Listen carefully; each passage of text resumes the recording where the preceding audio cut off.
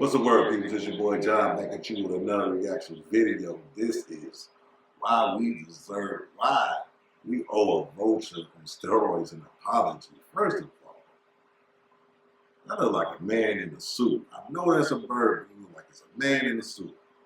I'm not walking up on. Why is he walking up on that bird like that, bro? Like, come on, man. That look like a whole dude in a suit. No, bro, why? Come on, man. Let's see what this is about. Come on. Look at that.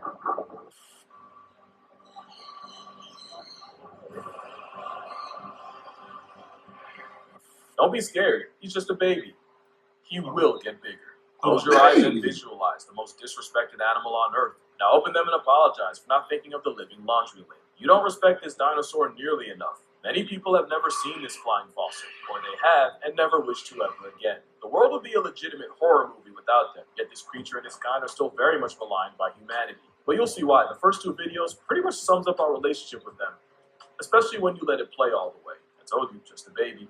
That is a baby Andean condor, and condors are Jurassic vultures on steroids. There's the Andean and the California condor, and both are built like a prehistoric paralysis demon. They're the closest relative of Argentavis, and I live a life of decency and virtue because otherwise I know I'd see this homicidal death pigeon in hell. Argentavis flexed a wingspan of up to 23 feet, weighed as much as an adult man, and would have been about the size of a Cessna 152. And on the ground, they would have looked that same grown man in the eye. The condors of today are slightly smaller, with Andeans having a wingspan of nearly 11 feet, which is how the bird can stay in the air for hours without flapping their wings once. In fact, by using thermal drafts, one condor managed to soar for 5 hours and cover 100 miles. All that and no flap. The feather relic is also one of the longest living birds, with some surviving up to 70 trips around the sun. Not only does puberty turn an avian dust bunny into Skeksis from Dark Crystal, they end up becoming the biggest birds of prey on Earth. You can't imagine waking up to a dragon and drag outside your window, and that's because you're not from Chile.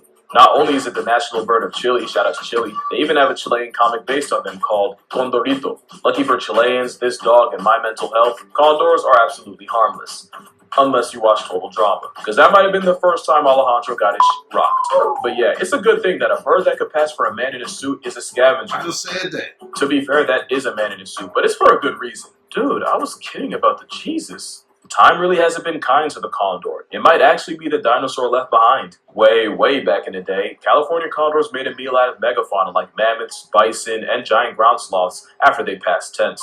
It's believed that it was the presence of plus-size prey in the Pleistocene that allowed condors to get so big. The problem is, mammoths and giant sloths got discontinued a while ago, meaning a literal big bird got left holding the bag. It's a biological anachronism. The condorito was built for a time that is long gone, and when many of the megafauna disappeared, the condor flirted with the oblivion too. Somehow they survived, but that would not be the closest condors would come to extinction. The sick joke is, DDT was really good at murking insects, but even better at erasing everything else, and condors caught the biggest stray, since the same pesticides would weaken eggshells and cause them to break. Condors only have one egg every 2 years, and the lint chicken that comes out can take up to 8 to mature, and this painfully slow reproductive rate only made the effects of DDT hit harder. But wait, there's more. As an aerial coffin, many condors die from lead poisoning caused by the bullets hunters leave in the dead. Benno Beowulf was a condor raised in the Los Angeles Zoo who was released to help contribute to the population. He never would, as he would die 3 months later with an air gun pellet in his gizzard and another statistic for lead poisoning. And if that wasn't bad enough, Johnny Cash nearly soloed the entire species. Johnny Cash is known for many songs that I cannot name, but I do know him as the guy that got high, started a fire to stay warm, and caused a forest fire that not only burnt 500 acres of a national forest, it cooked 49 of the condors living there. When asked, I wonder what he was high off of. Community guidelines. did you start the fire? Cash said, no, my truck did, and it's dead, so you can't question it. Okay, Cash. When asked if he felt bad, Johnny said, well, I feel pretty good right now. Evidently, the forest wasn't the only thing that got blazed, and when the judge reminded him of his hate crime towards condors, Cash asked, why should he care? After the federal government took $125,000 worth of care out of his account, he got his answer. Also, I lied. I can name one song, Ring of Fire. No currency could bring the condors back, though, and years of getting jumped by DDT, lead poisonings, and human hubris had the California condor population down all the way to 27 left in the world by 1987. The bird from a land before time was about to flatline. That is until folks finally decided to step up. For all the damage done to the condor, humanity came in clutch for the cause. They went all out, first by capturing all the wild condors left, and when they were done, every condor alive was in captivity. Then they really put in work. Condor eggs have a longer release time than a Spider-Verse movie, but a biohack is that condors will often lay a second, even third egg if the first one is removed. So the strat was to collect condor eggs for caretakers to raise themselves, basically doubling the output. This would save the condor population at the last absolute second, as condors would begin to be airdropped back into the wild in the 90s. And today, there's over 500 California condors, both in captivity and seasoned across the Southwest. There is one problem with raising condors, and it's that the condors can become attached to humans, and like we always say on this channel, the worst thing a wild animal can do is lose its fear of people. The condor compromise was raising these floof nuggets with hand puppets in their parents' likeness. This allowed keepers to teach baby condors how to condor while also retaining their natural fear of humans, which I thought was what was happening here, but I looked into it and this has nothing to do with conservation. This is just love of the game. Must be mutual, because if you look closer, that's also a condor in a man's suit. Convincing, right? But raising condors is more than just throwing meat at a panhandling puffball. There's a method. In the late 80s and early 90s, folks started raising kid condors in this like daycare system, but with no older birds. But because they had no older birds to use as role models, when the condors were released, they basically acted like teenagers with their parents gone for the weekend. They do things like approach people, invade campsites, and even enter buildings. Things you don't want an endangered species doing, so we had to adjust. Instead, folks shifted tactics based on how wild condors come up and would have a baby sitting by itself most of the time, only occasionally being visited by an adult, aka a puppet. Later on, they'd be assigned an older mentor condor to show them the ropes, and in the final step, both would be moved to a flight pen for the fledgling to learn how to fly.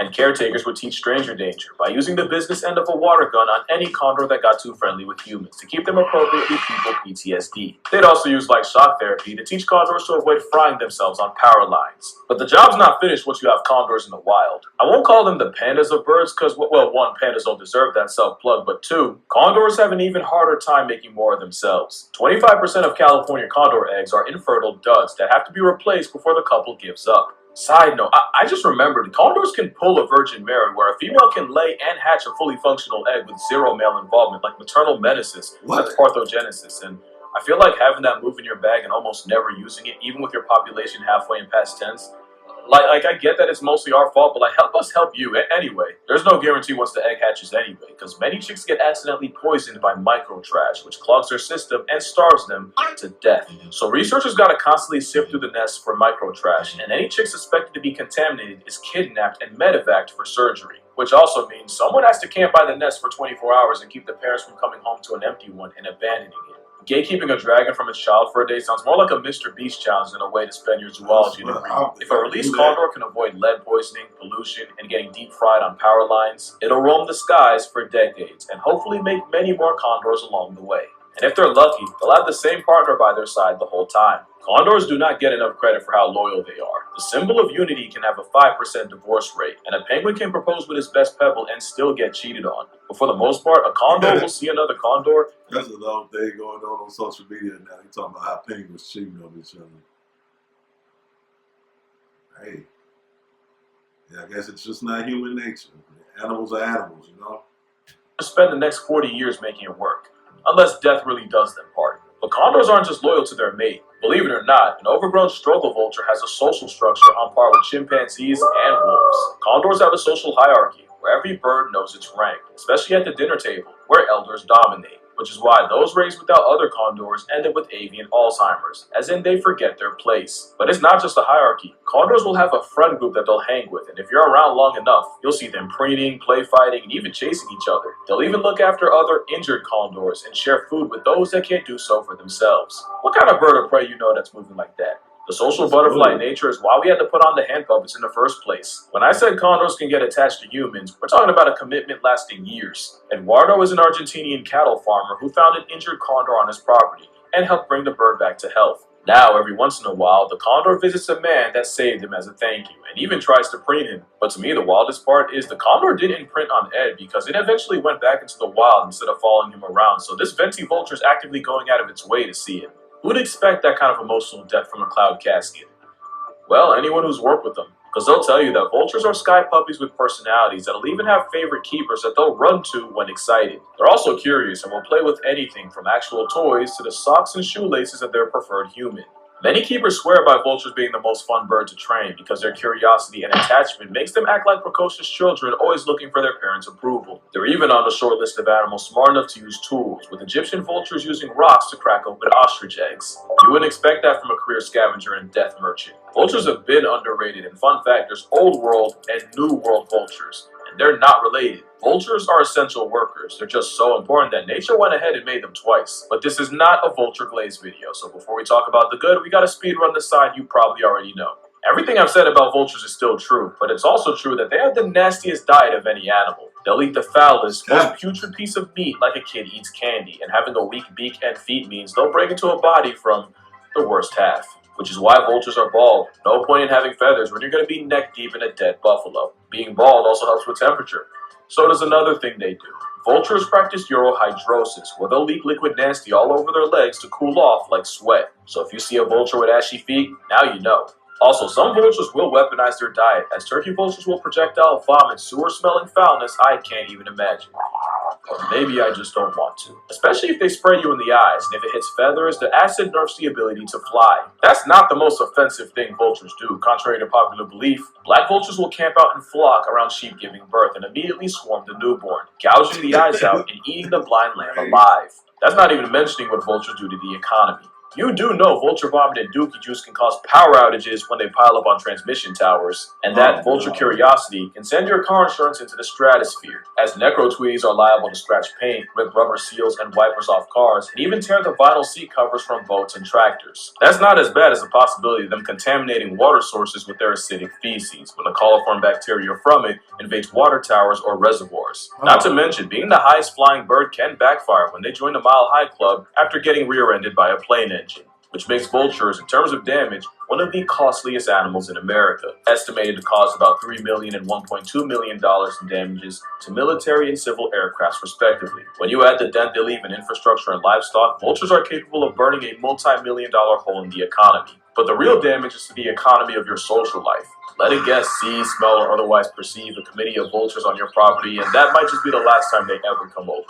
But most people would probably forgive all of that if they weren't so ugly. So it's not hard to see how people see a vulture and see nothing but a nuisance. Well, vultures have no business being as OP as they are. Many animals have powerful digestive juices to eat carcasses, but no animal can match a Hades chicken's internal fortitude. Vulture's stomach acid has a pH lower than 1, meaning they can destroy toxins like anthrax and cholera that would one-shot almost anything else. Botulism is considered the most potent natural substance on Earth, as the toxins produced by bacteria attacks the body's nerves, causing muscle paralysis, difficulty breathing, and even death. Let alone the fact some people pay to put that in their face. The vulture's nervous system is resistant to that same bacteria and can also tank the same bacteria that can cause tetanus and gangrene with zero effects. Not to mention, when they're knee-deep in death and decay, leaking liquid on their legs not only cools them, it acts as an antiseptic that kills bacteria on contact. Vultures are what that 0.1% of germs are afraid of, and pathogens like tuberculosis, salmonella, leprosy, and even rabies meet their end in a vulture's gizzard. Which is a big deal because if you watch this video, another plug, but you know rabies is the disease that scares me the most. The idea of a disease rewiring your brain chemistry for the worse while also making you afraid of water, something that is non-negotiable if you want to live, haunts me. Rabies buries an estimated 70,000 people a year, and with the most common cause of cases being dog bites, it's most destructive in areas with a large stray population, like India. But there's two things India did that gave rabies the green light.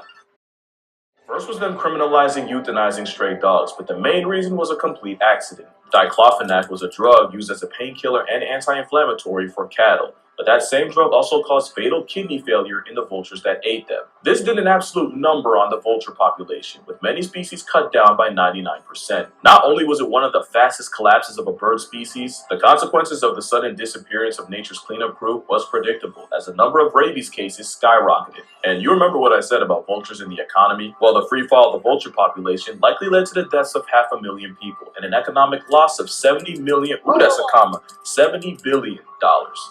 From 2000 to 2005. But don't think it's just India that benefited from a scavenger stimulus package. Anthrax outbreaks are a semi-common occurrence in places like Kruger National Park in South Africa and Virunga National Park in the Congo, especially in places where you can have pool parties that contain more hippo than pool, and these outbreaks can kill up to 100 hippos at a time. Not only that, but these outbreaks can reach humans, as in 2011, over 500 cases of anthrax poisonings in humans were reported, after 80-something hippos died of the same. Now imagine the carnage if you didn't have bald-headed equalizers clearing the disease for the free. Like I said, there's a reason nature thought vultures were so nice they made them twice. Vultures also contribute to society in less dramatic ways, as in the 1930s, the Union Oil Company of Texas started putting mercaptan in natural gas, and with turkey vultures often gathering around the smell, they'd use the birds as markers to locate gas leaks. Vultures also act as an alarm bell for illegal poaching activity, as them circling over an area is like a Batman signal to park rangers. Unfortunately, that has also made them a target for poachers, who purposely try to poison them. Evidently, the only toxin vultures have no answer for is humanity.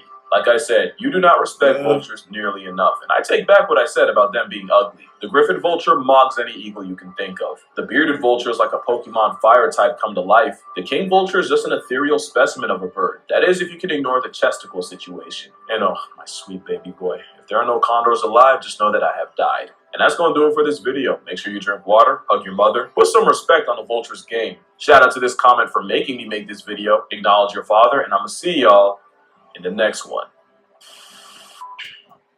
Bro, they cool to look at. They cool to learn about. I don't want to see them birds around me, man. I'm in a big city. I don't want to be nowhere those birds are at. Especially them carrying all the bacterias and spitting on themselves to keep. No, bro. I'm cool on that. I don't want nothing to do with that. Probably see them in the zoo or something. But that's as far or close as I want to get to. Man, yeah. Shout out to homie with this video, man. This was a good one right here. You want to see some more videos like this, let me know. Hit the comments. Let me know what y'all think about the condors, though. And we'll get back at y'all with another video, man. Make sure you like, comment, subscribe. You hear me? Peace.